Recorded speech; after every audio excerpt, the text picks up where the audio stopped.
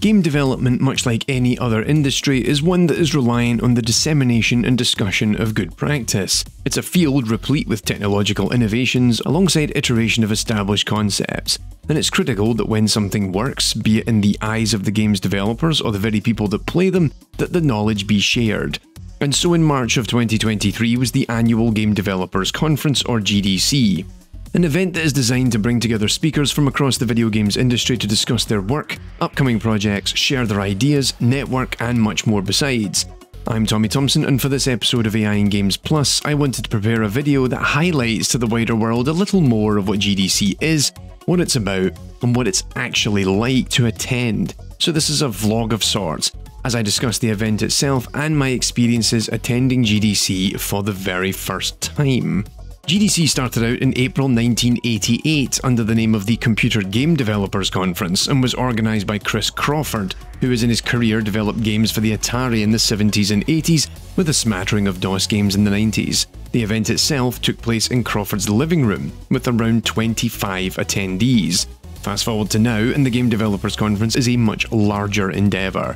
Operated by the exhibitions group Informa, it now runs out of the Moscone Convention Center, having moved up the road from San Jose to San Francisco. GDC hosts a variety of events, ranging from the talks that run on the summit tracks and the main convention, to awards ceremonies such as the Game Developers Choice Awards and the Independent Games Festival, an expo show floor where companies can showcase their goods, the Alt Control GDC exhibit where developers showcase alternative controller projects, plus roundtables, lectures, and a whole bunch of adjacent networking events. It's a much larger beast than it was over 30 years ago, with approximately 27,000 attendees from all over the world in 2019, the last iteration prior to the ongoing COVID pandemic. Pretty sure Crawford would have had a lot more difficulty squeezing them all in the house that year. GDC is of course not the only conference or event for game developers to congregate at, given there's the likes of DICE, Develop in the UK, Reboot Develop over in Croatia and Europe, and many more besides.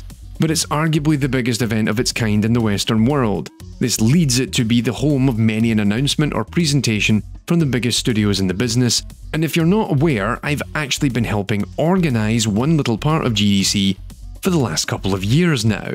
So back in the summer of 2020, I was invited to become one of the advisors to the GDC AI Summit. This is a track of talks that runs on the first 2 days of the event, and as the name implies, this is all about artificial intelligence for video games, which, as you might have gathered, aligns with my interests quite nicely. The AI Summit runs alongside many other summits that also run during that period, and you have a lot of stuff relative to game design, game audio, animation, and in fact there's even now a machine learning track that also now operates alongside the AI Summit. And so in this case, my role is to work alongside the rest of the advisory board to help put together the programme for the summit for a given year. This includes encouraging people to submit talks to us, to then actually go ahead and read and review each and every submission we receive, evaluating them and ranking them, so we can then decide which ones we might want to progress with. And then subsequently, once talks have been approved, we then actually reach out and coach and mentor the speakers that we're going to have come over to the conference and liaise with them to make sure that they can give the best talk possible and that they feel as comfortable as they can be knowing that they're going to be presenting in front of their peers at one of the biggest events in the industry. Though it's kind of funny because this is actually my third year being on the advisory board, I've never actually been to GDC.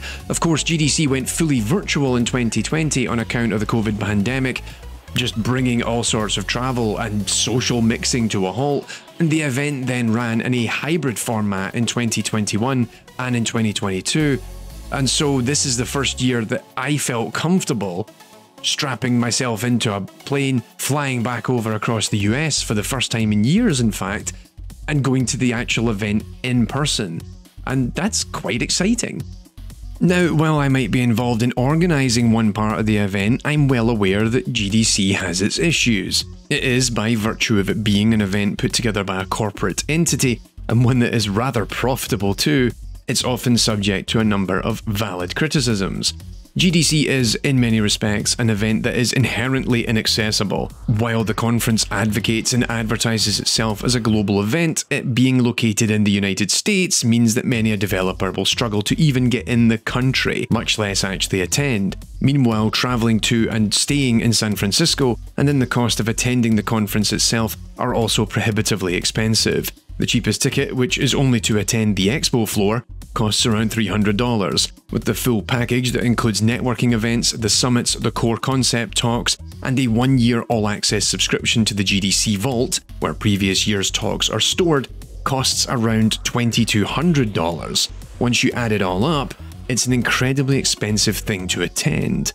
There was the saving grace at the peak of pandemic lockdowns in that the conference became virtual. While it then lacks many of these social and networking functions, it gave developers across the world more of a chance to see the talks and events. But now in 2023, GDC is back fully in the physical sense. It's now removed the hybrid element, much to the disappointment of many. Given the size and scale of the event, it's one that incites much FOMO in developers, given the opportunities it presents to see specific talks, but critically to network and meet with so many people in the industry.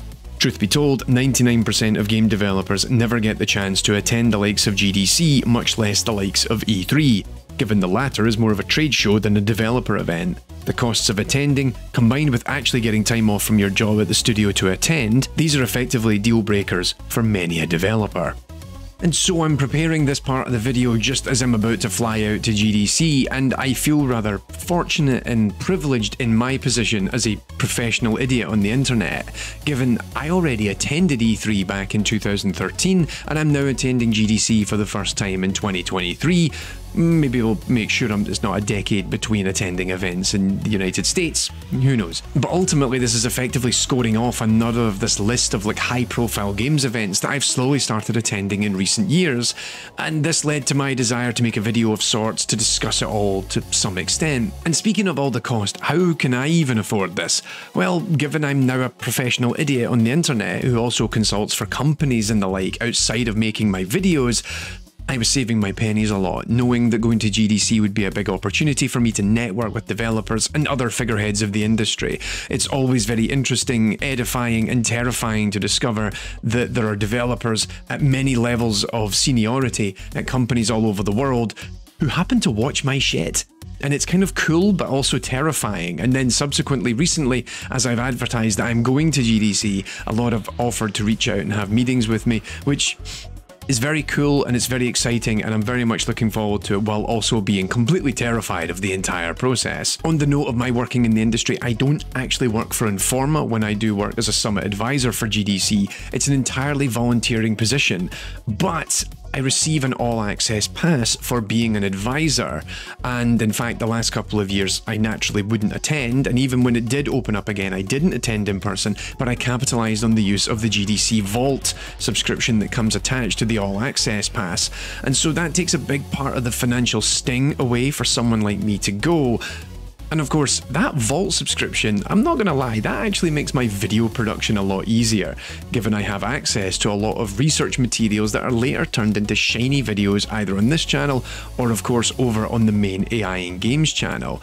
So yeah, you might have already begun to figure out my ulterior motives for being involved as part of the advisory board. So here we are, I'm recording this today. This is on the Friday. I'm actually flying out to San Francisco on Sunday, so this is 2 days prior, and I need to actually find, well, clothes and everything else. I recently moved house, so everything's a bit of a mess, but I'm just getting ready to pack up. I've been liaising with a lot of my speakers to make sure that they're happy and they're good to go, and in fact I will be arriving on the Sunday just as one of my colleagues, one of my fellow advisory board members, Steve Rabin, runs like a pre-event with a lot of the speakers on the Sunday, just to make sure that they get to practice their talk and they're happy with it and they can do tech checks and stuff like that. I'm probably going to miss that, I think, or miss the bulk of it on account of the fact I don't get into San Francisco on the Sunday afternoon. And it's interesting because a lot of speakers actually I know are already in the Bay Area to some extent, and they're taking the opportunity to have a couple of days before it all goes crazy. I've actually been working quite hard on a number of projects before I leave, so I'm already exhausted before I fly out. So this is going to be interesting. Okay, here we go on the first step of the journey. Funnily enough, I'm actually already running late. My flight got cancelled last night, so I've just left AI and Games HQ and I'm now hoping to get a train down to Heathrow so I can actually get the fuck out of the UK. And fingers crossed I actually make it sometime on Monday. I was supposed to get into San Francisco late Sunday night. I'm now going to get there first thing in the morning as I've got to get a connecting flight via JFK. So I'm pissed off, I'm annoyed, but I'm still excited. Fingers crossed we actually get on this new flight and everything goes smoothly. Well, let's just see how it goes, I guess. Whew.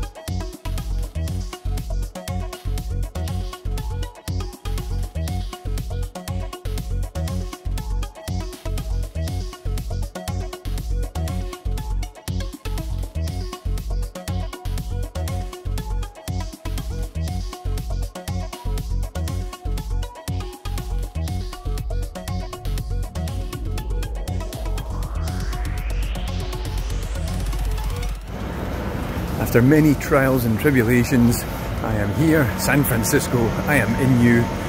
I need a cup of coffee. Stat! And then after that we'll maybe go get the pass for GDC, who knows. Whew. Well, with that out of the way, let's talk about the first 2 days and the summit talks. The summits run over in the Moscone West building, with a variety of talks all happening at once. Thanks to my travel problems, I actually missed the opening of our AI summit and finally got to join once I managed to get my pass, given the queue was substantial. Though that said, it seems like the logistics could do with a bit of work. I'm happy to say that the conference organisers take the COVID health situation somewhat seriously.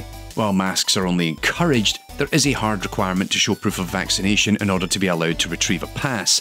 This is, by my reckoning, the reason why the queue was so long, and while many a person queues up on the Sunday for their pass, there were still queues well into the Tuesday and Wednesday as well. So back to the summit. This year the AI Summit had an interesting range of talks from speakers all over the world.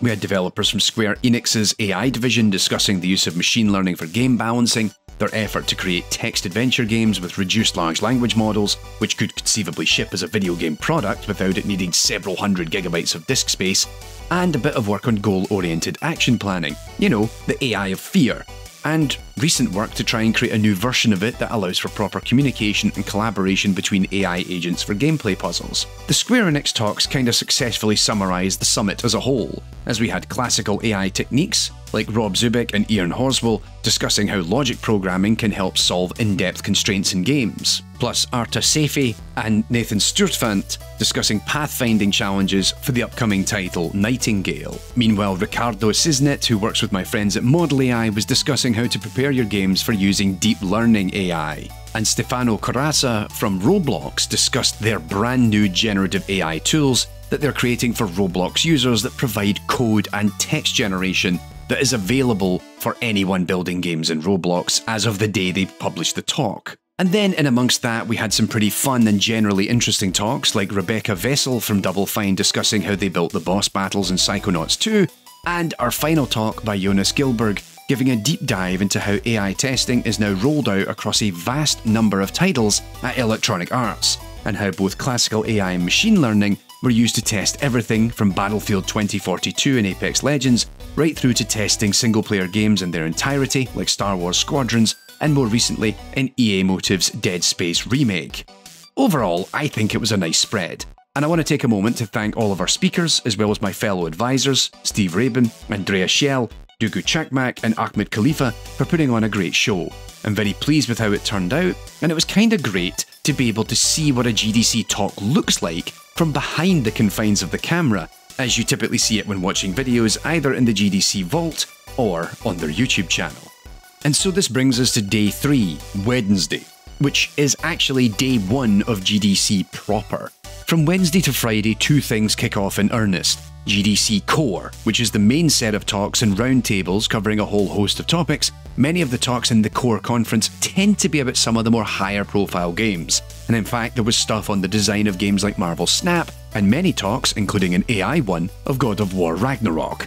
Plus much more small-scale things like the AI roundtables hosted by Neil Kirby, which run every day for about an hour with people bringing topics of interest about AI for games to the table to discuss. But while this is happening, the Expo floor opens up. The Expo is a massive area of space where companies from across the industry showcase their wares. Unlike, say, E3, where this is about highlighting the big upcoming games of the year, or maybe the year after that, or in some cases the year after that, there are very few to no high-profile games getting their own dedicated booths at GDC. Instead, it's all about showcasing tools and technologies, hence the big corporations are there showing off current and soon-to-be-released tools and the like. Be it Meta and Sony showing off new VR headsets and games, Unreal and Unity running workshops on new features and showing off upcoming games that exploit their engine's tools, and even Discord had a booth as well that was much larger than they really needed, to be honest. Meanwhile, the hall is also full of smaller companies highlighting services they provide, middleware that they sell, or perhaps they're actually showing off their games to be published. There are entire areas where games from specific countries are bundled together to showcase the talent of the region. Then, in amongst all this, there's things like the Alternative Controller Showcase, Alt Control GDC, and the IGF nominees. And this is all the backdrop on which business is conducted. You've got developers meeting publishers to pitch titles, companies trying to get prospective clients for their products. Model AI, who I work for, had a booth advertising their AI testing tools, with the goal to drum up business. And in fact, I even helped out a little bit on occasion. Meanwhile, indies and students are trying to inquire about job opportunities and much more besides.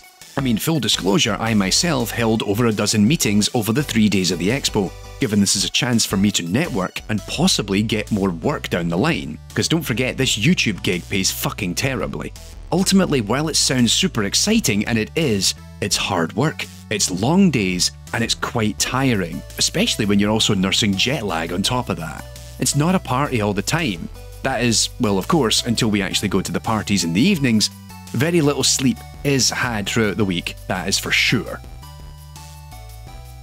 Despite all of this spectacle, GDC is really an opportunity for networking and connections. If you've been in the industry for a while, you're bound to bump into people you know. Even myself, who has only actually been working in the industry full-time for about 6 months, I was bumping into people that I knew fairly frequently, often stopping for a quick shake of the hands or a hug, a quick catch-up, and possibly arranging to meet for a coffee or something stronger at another time.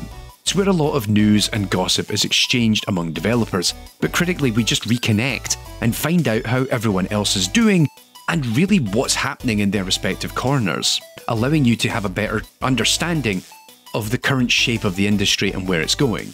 And of course, you meet a lot of new people too. This also runs against the backdrop of many a party and social event that runs during the day and in the evening, many of which are not officially part of GDC, but are just running alongside it.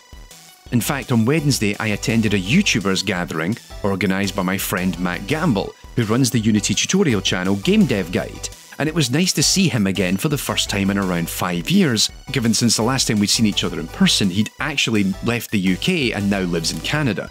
Meanwhile, Mark Brown of Game Maker's Toolkit was also in attendance, and it was fun to get a chance to have a conversation in person with Mark for the first time, albeit briefly, before he started being swamped by fans. But in the evenings there are often many a social function, event or straight up party going down, and I attended one pretty much every night of the week, hanging out with my fellow Summit advisors at an Epic Games event on the Monday, with many of my fellow AI developers at a social hosted by Riot Games and Model AI on the Tuesday, and the GDC speaker party on the Thursday, to name but a few. While you might be disappointed, I'm not posting any photos and such of this, as it's kind of an invasion of privacy, but it was a lot of fun to chat with people, get to know them better, and even discuss possible collaborations that could happen down the line. Sadly, it's not all fun and games, as the parties that happen at GDC are often also the source of controversy.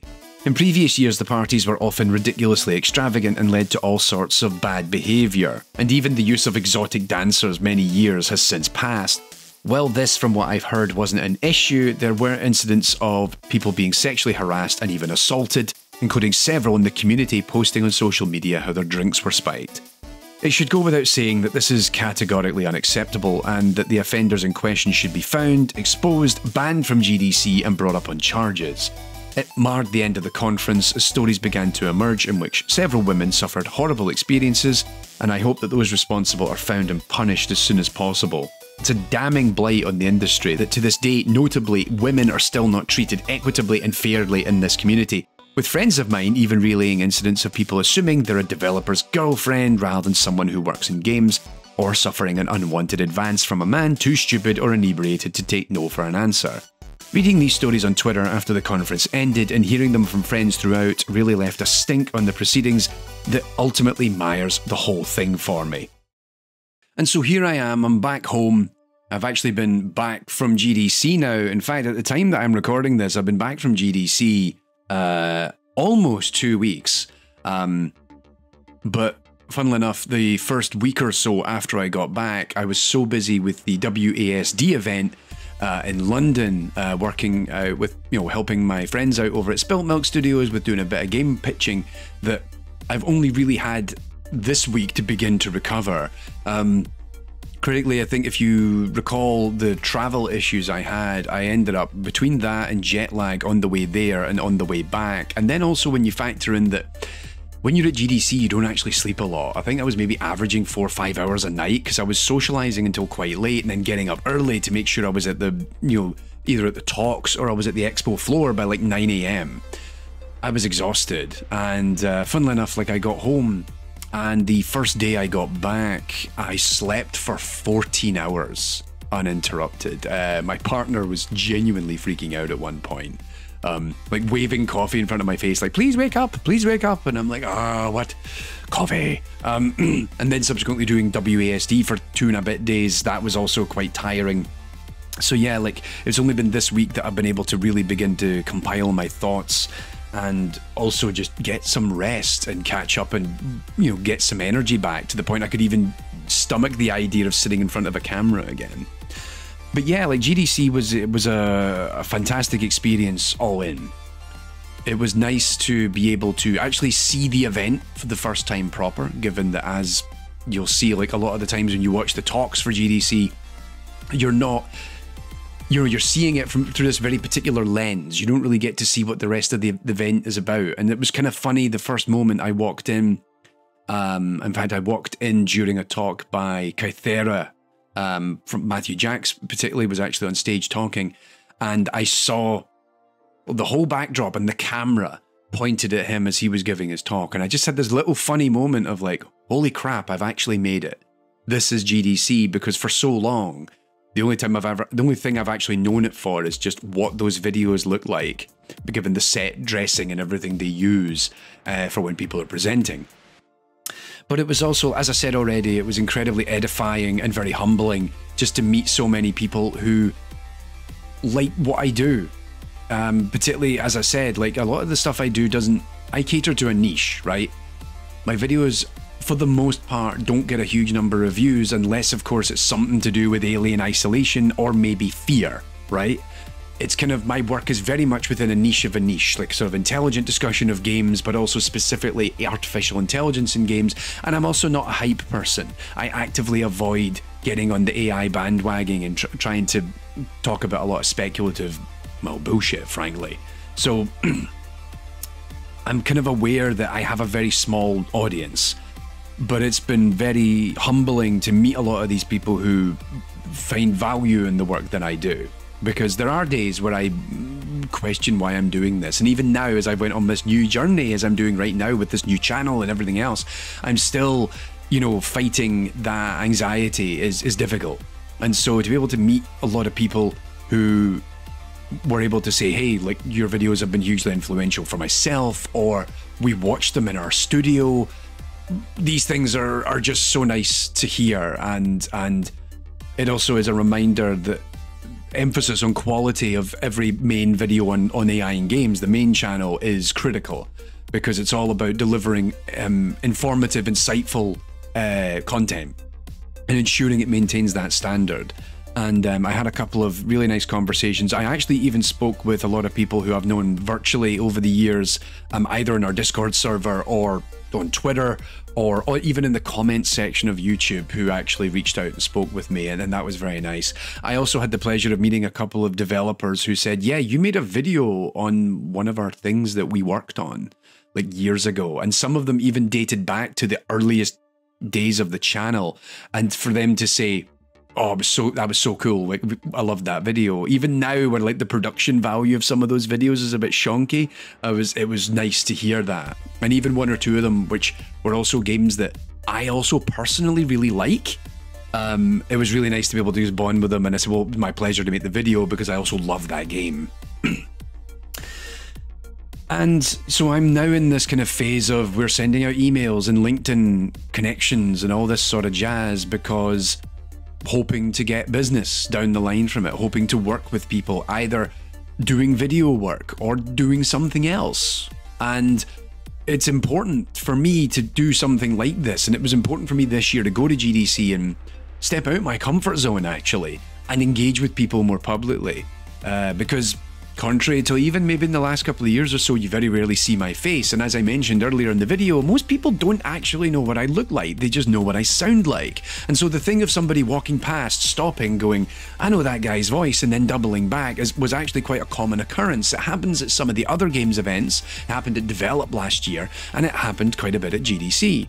So, but it was important for me to get out there, because if I'm going to make this my bread and butter, I need to engage more, I need to connect more, I need to network more, even though I'm quite a private and insular person, so doing that sort of thing is quite intimidating for me. But at the same time, I had a great time. It was so nice to just catch up with people I know, meet new people who I'd never met. Fantastic, I had a really great time. And now we're in the phase of, fingers crossed, we're going to get some business out of it. Everybody, please reply back to my emails, or send a message to me on LinkedIn. Go on, please. But also, just there's some very exciting talks that I saw, and also some talks I didn't see, which I've got bookmarked, ready for the GDC vault, because you could only go to so many talks at once. There's some really great stuff that I think will then appear on AI in Games at some point down the line. And who knows, there might even be some possibility for other videos down the line, just based on some discussions I had with some developers. So it's all very much, I can't promise anything at this point because it's all quite speculative, and that's the nature of the beast. But it was very nice to be able to spend that time and go out there and do my week in San Francisco. And so for me, for this video, what it was really all about was just trying to communicate to yourselves and helping, showcase to you what it's like to go to GDC for a week. And who knows, I might be doing another one of these videos next year, but I just wanted to sort of paint a picture of the reality of the event and what people are doing when they go there and why do we go. So, and I appreciate that for myself, it's a little different because I'm partially a developer trying to keep on top of what's happening in the state of the art, a content creator who's looking to like this state of the art because it might make interesting content, and also a contractor who's trying to get business. I sort of am actually reflective of multiple different types of people that go to GDC. But it was a fantastic experience all round. My thank you so much to everyone I spoke with. My apologies to anyone who was trying to meet up with me and I couldn't make it. Just your schedule just gets absolutely stretched. And so with that, thanks for watching this video, I guess, on AI in Games Plus, all about my time at GDC.